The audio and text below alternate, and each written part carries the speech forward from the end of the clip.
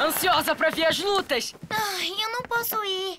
Ué, você não vem com a gente? Eu queria muito, mas tenho uma prova difícil segunda-feira, então tenho que estudar o dia todo e a noite. Ei, trouxe a parada da sua mãe? Pronto, aqui está. Oba!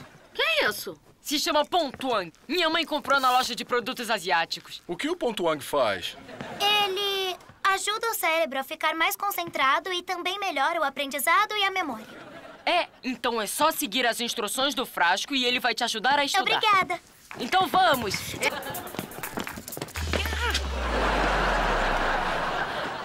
O que é isso?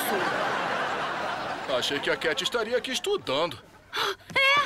E ela devia ter cabelo ruivo e não estar algemada com isso. Ei, o que tá acontecendo?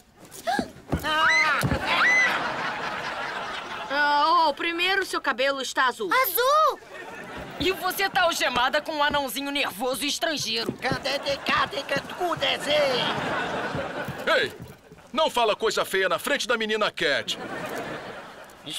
Por que o frasco de Pontuang tá vazio? Eu bebi. Tudinho!